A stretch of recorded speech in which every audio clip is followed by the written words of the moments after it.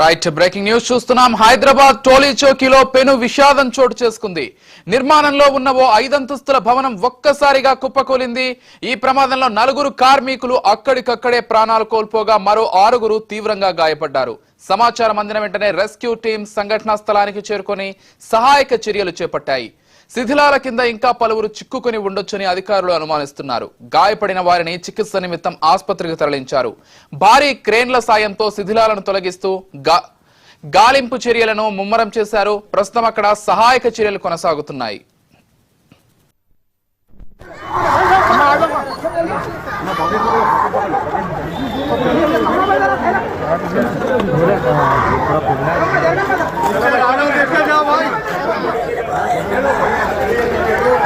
लकड़ी है राडा है देख के सपोर्ट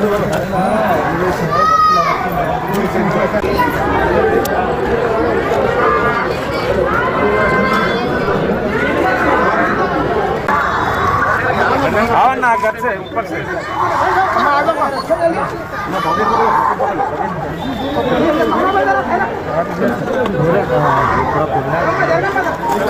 देखा जाओ भाई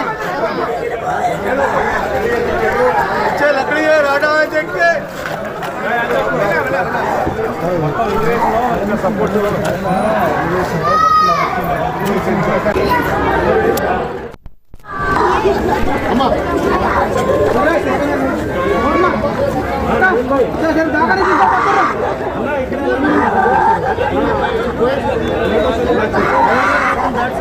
वो हसत कॉलोनी गेट नंबर 1 है ना।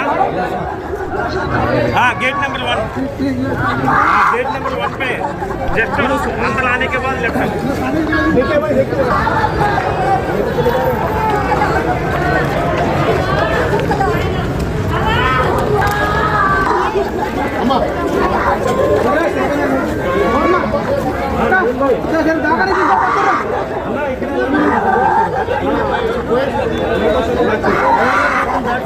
वो हसत कॉलोनी गेट नंबर 1 है ना। हाँ गेट नंबर 1 गेट नंबर 1 पे जस्ट अंदर आने के बाद लेफ्ट देखिए भाई देखिए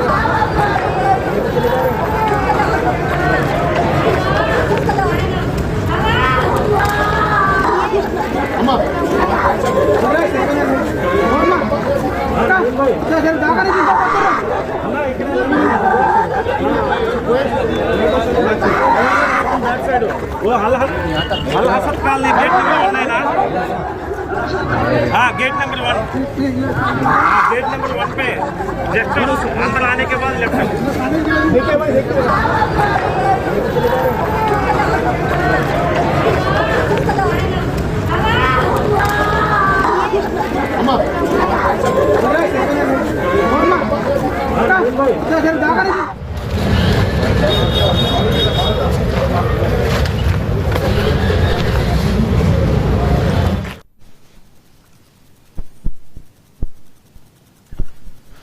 హైదరాబాద్ టోలీ చౌకీలో పెను విషాదమైతే చోటు చేసుకుంది. నిర్మాణంలో ఉన్న ఓ 5 అంతస్తుల భవనం ఒక్కసారిగా కుప్పకూలింది.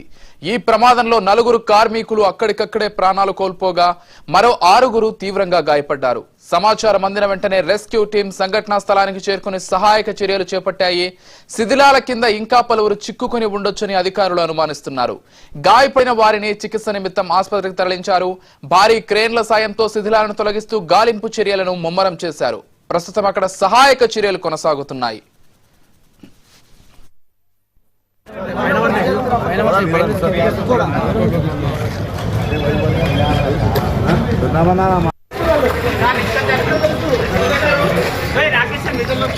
अरे जरूर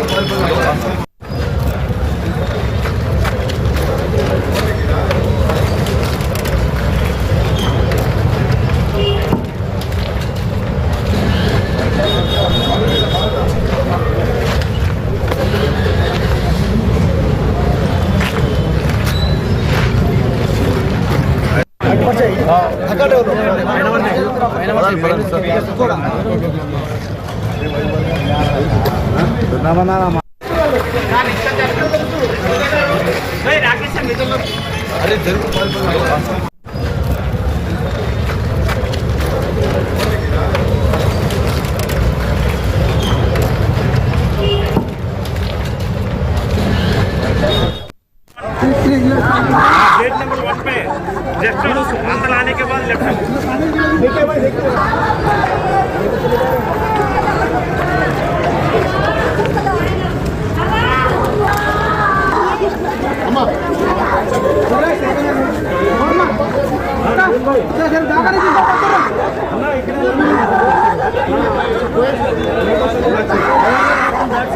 वो अल हसन कॉलोनी गेट नंबर 1 है ना। गेट नंबर 1 गेट नंबर 1 पे जस्ट अंदर రైట్. టోలీ చౌకీలో 5 అంతస్తుల భవనం ఒక్కసారిగా కుప్పకూలినట్లుగా మనకు బ్రేకింగ్ న్యూస్ అందుతోంది. అయితే శిథిలాల కింద పలువురు చిక్కుకున్నట్లుగా అధికారులు అనుమానిస్తున్నారు. ఇప్పటికే కొంతమంది క్షతగాత్రులను ఆసుపత్రికి తరలించారు. అయితే ఎంతమంది శిథిలాల కింద చిక్కుకున్నారు, ఏంటి అప్డేట్స్ అన్ని ప్రస్తుతానికి తెలియదు. కానీ మొత్తంగా అయితే అధికారులు ఆ సెర్చింగ్ ఆపరేషన్ అయితే కొనసాగిస్తున్నారు. పెద్ద పెద్ద క్రేన్లను తీసుకొచ్చి ఈ ఆపరేషన్ అయితే కొనసాగిస్తున్నారు. ఇదే అంశానికి సంబంధించి మరింత సమాచారం అందించడానికి మా ప్రతినిధి దుర్గేష్ లైవ్ ద్వారా సిద్ధంగా ఉన్నారు. చెప్పండి దుర్గేష్, అసలు ఒక్కసారిగా ఇంత పెద్ద భవనం కూలడానికి గల కారణాలు ఏంటి, అసలు అధికారులు ఏం చెప్తున్నారు?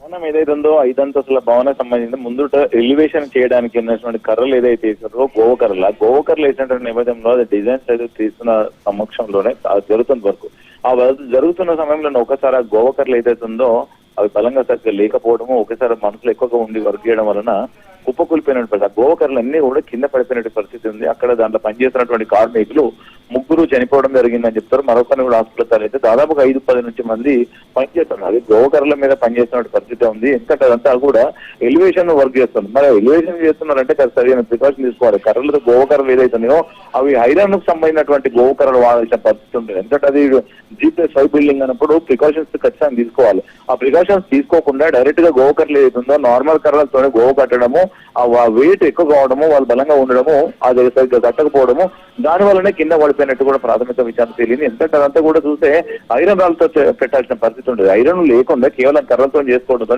అప్రమత్తంగా లేకపోవడంతో ప్రమాదం జరిగింది. ప్రమాదంలో 3 కార్మికులు చనిపోవడం జరిగింది. కొంతమంది హాస్పిటల్ తరలించారు. వాళ్ళు కూడా సీరియస్ గా ఉందని చెప్తారు. ఎందుకంటే బిల్డింగ్ నిర్మిస్తున్నటువంటి బిల్డర్ కానివ్వండి, బిల్డింగ్ యజమాని కానివ్వండి, ఇక స్పష్టంగా అక్కడ నిర్లక్ష్యం కనిపిస్తుంది. మరి జిహెచ్ఎంసీ అధికారులు కూడా సరైన ప్రికాషన్స్ చెప్పాల్సింది. ఎందుకంటే ఆల్రెడీ జిహెచ్ఎంసీ కానివ్వండి, సైట్ ఇంజనీర్ ఎవరైతే ఉందో బిల్డర్ ఖచ్చితంగా సరైన ప్రికాషన్ తీసుకోవాలి. బిల్డర్ వర్క్ చేస్తున్నప్పుడు ఆ వర్క్ చేసేటప్పుడు సరైన జాగ్రత్త చర్యలు తీసుకోవాలి. లేకుండా వాళ్ళకు బెల్ట్ వేసుకోవాలి, హ్యాంగింగ్ చేసుకోవాలి. ఇక్కడ మీద పైన 6th ఫ్లోర్ ఉండగా 5th ఫ్లోర్ ఆ ఫ్లోర్ కు కిందకి వేసుకునేది లేనప్పుడు కూడా వర్క్ చేసేటప్పుడు వాళ్ళు సరైన జాగ్రత్త చర్యలు వాడాలి. వాడకపోవడము ఆ కుప్పకూలిపోవడం ద్వారా ప్రమాదవశాత్తు చనిపోయినటువంటి పరిస్థితి అయితే ఉన్నది.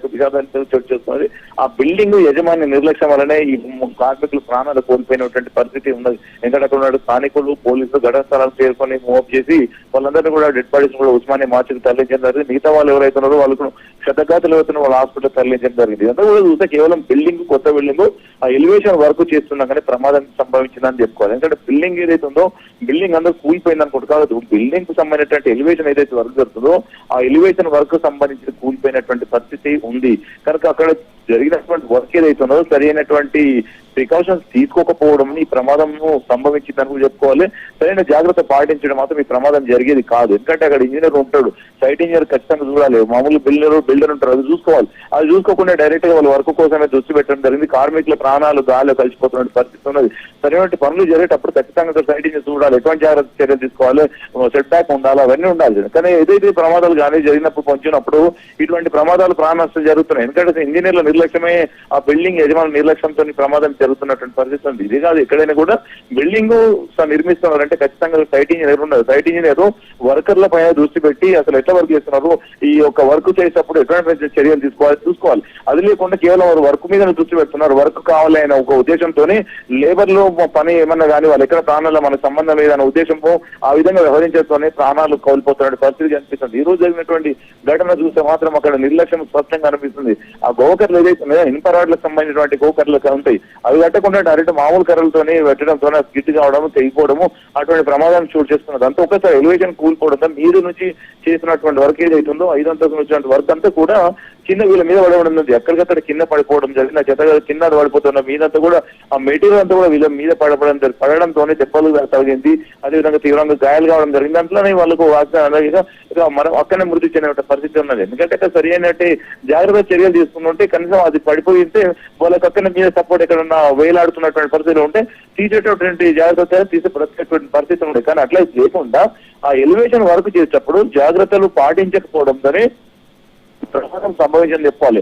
అక్కడ బిల్డింగ్ యజమానులు నిర్లక్ష్యంగా వ్యవహరించుకొని అక్కడ జిహెచ్ఎంసీ సిబ్బంది కూడా చెప్పాలి. ఎందుకంటే జిహెచ్ఎంసీ అధికారులు కూడా కానీ ఆ ఎలివేషన్ సంబంధించినటువంటి ప్లాన్ ఇచ్చినప్పుడు ఎటువంటి జాగ్రత్తలు తీసుకోవాలి, ఏదైనా ఉంటుంది అక్కడ గైడ్లైన్స్ ఉంటుంది, అట్లా కూడా పాటించకపోవడం దాని కానివ్వండి ఇవన్నీ జరుగుతున్నాయి. ఎందుకంటే కూడా బిల్డింగ్ నిర్మిస్తున్నారు, గాలి కుదిరేసి అట్లా కాకుండా వర్క్ చేసేటప్పుడు లేబర్లకు ప్రాణహాని ఉంటున్నప్పుడు ఉంటుంది అన్నప్పుడు చెప్పాలి వాళ్ళకు ఏ విధంగా పనిచేసినప్పుడు సరైన వాటి జాగ్రత్త చర్యలు తీసుకోవాలి. అక్కడ కానీ అక్కడ బిల్డర్స్ కానీ చర్యలు తీసుకోకపోవడంతో ఇప్పుడు ప్రాణాలు ప్రాంతాల నుంచి వచ్చి ఫోటో చేత పట్టుకొని వచ్చిన ప్రాణాలు కోల్పోయారు. వాళ్ళ పరిస్థితి ఏంది, వాళ్ళకు నష్టపరిహారం చెల్లించాలని చెప్పి కార్మిక సంఘాలు కూడా డిమాండ్ చేస్తున్నటువంటి పరిస్థితి ఉన్నది. ఇంకా మిగతా వాళ్ళు ఎవరైతే ఉన్నారో వాళ్ళు హాస్పిటల్ ట్రీట్మెంట్ జరుగుతుంది, వాళ్ళ పరిస్థితి కొంచెం సీరియస్ ఉన్నట్టు తెలుస్తుంది.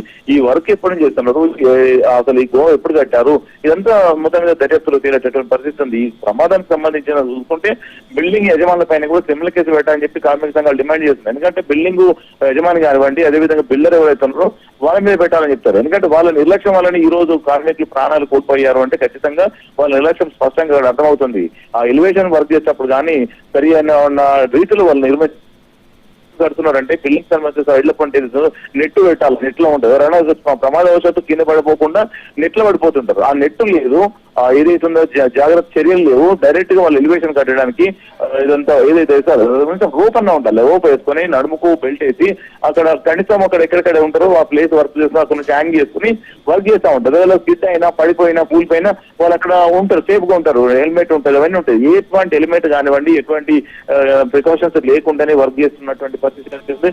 దాంట్లోనే భాగంగా ఈ రోజు చనిపోయినటువంటి పరిస్థితి ఉన్నది. ఎందుకంటే వీళ్ళపైన కూడా నెక్స్ట్ భవిష్యత్తులో ఇటువంటి జరగకూడదు అంటే ఖచ్చితంగా బిల్డర్ల పైన కానీ యజమానుల పైన కూడా యాక్షన్ తీసుకుంటే భవిష్యత్తులో చర్యలు తీసుకున్న పరిస్థితి ఉంటుందని కార్మికులు చెప్తారు. ఇంకా చాలా మంది కార్మికులు కేవలం ఇది ఒకవైపు చాలా క్లియర్ గా కనిపిస్తోంది, బిల్డర్ నిర్లక్ష్యం కావచ్చు, లేకపోతే అధికారుల నిర్లక్ష్యాలు కావచ్చు. ఎందుకంటే ఇటువంటి కట్టడాలు హైదరాబాద్ వ్యాప్తంగా కూడా అనేకం ఉన్నాయి. దాదాపు అన్ని కట్టడాలను కూడా ఈ విధంగా నిర్లక్ష్యంగా వదిలేసి ఎలివేషన్ విషయంలో కావచ్చు, లేకపోతే బిల్డింగ్ విషయంలో కావచ్చు, అక్కడ ఉన్నటువంటి కార్మికులు బలైపోతున్నారు. మనం గతంలో చూసుకున్నా కానీ యూసఫ్గూడలో ఇటువంటి ఒక బిల్డింగ్ కూలిపోయి కొంతమంది చనిపోయినటువంటి ఉదంతం ఉంది. మళ్ళీ ఇప్పుడు ఇలాంటిది ఒకటి జరిగింది. అయితే ప్రస్తుతం క్షతగాత్రుల పరిస్థితి ఏ విధంగా ఉంది అంటే మృతుల సంఖ్య పెరిగేటువంటి అవకాశం ఉందా, దాంతో పాటుగా శిథిలాల కింద ఉన్నటువంటి వాళ్ళ పరిస్థితి ఏ విధంగా ఉంది? వాళ్ళు ఎవరైతే కింద ఉన్నారో అందరూ కూడా తీసి ఆసుపత్రికి తరలిస్తున్నటువంటి పరిస్థితి అయితే ఉన్నది. మిగతా అక్కడ స్పాట్ ముగ్గురు చనిపోవడం, మరికొంతమందిని హాస్పిటల్ తరలించారు, ద్వారా అంబులెన్స్ ద్వారా స్థానిక హాస్పిటల్ తరలించారు. వాళ్ళకి ట్రీట్మెంట్ అందిస్తున్నారు. కానీ దాంట్లో కూడా కొంతమందికి సీరియస్ గా ఉందని చెప్తున్నారు. మరి ఆ సీరియస్ గా ఏంటంటే వాళ్ళకి కొంచెం టైం డాక్టర్స్ ఏంటంటే ఇప్పుడిప్పుడే కదా వాళ్ళకి సంబంధించినటువంటి ఎక్సెల్ కానీ స్కాన్స్ కానీ తీసిన తర్వాత వాళ్ళ పరిస్థితి ఎట్లా ఉందనో హెల్త్ బులెటిన్ విడుదల చేసామని చెప్పేసి హాస్పిటల్ డాక్టర్స్ చెప్తున్న పరిస్థితి. ఇప్పుడు అక్కడ జరిగినటువంటి ఘటనలు ఎవరైతే ఘట స్థలంలో ఎవరైతే ఉన్నారో 3 డెడ్ బాడీలు మాత్రం ఉస్మాని మార్చి తరలించారు. మరి ఒక్కరు ఎవరైతే ఉన్నారో అతను కూడా తరలించి తన నేపథ్యంలోనే అక్కడ హాస్పిటల్ ట్రీట్మెంట్ తీసుకుంటూ చనిపోయినట్టు కూడా తెలుస్తా ఉన్నది. అది ఇంకా అఫీషియల్ గా చెప్పలేనటువంటి పరిస్థితి ఉంది. ఇప్పుడు ప్రస్తుతానికి అయితే 3 చనిపోయారని పోలీసులు మాత్రం ప్రకటించడం జరిగింది. ఆ మిగతా ట్రీట్మెంట్ తీసుకున్న వాళ్ళ పరిస్థితి ఎట్లా ఉందని ఇంకా సమయం కనిపిస్తుంది. Right, thank you Durgesh.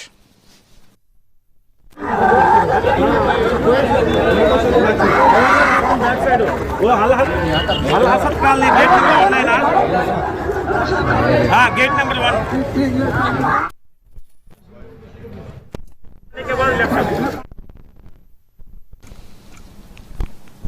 Bulletin లో షార్ట్ బ్రేక్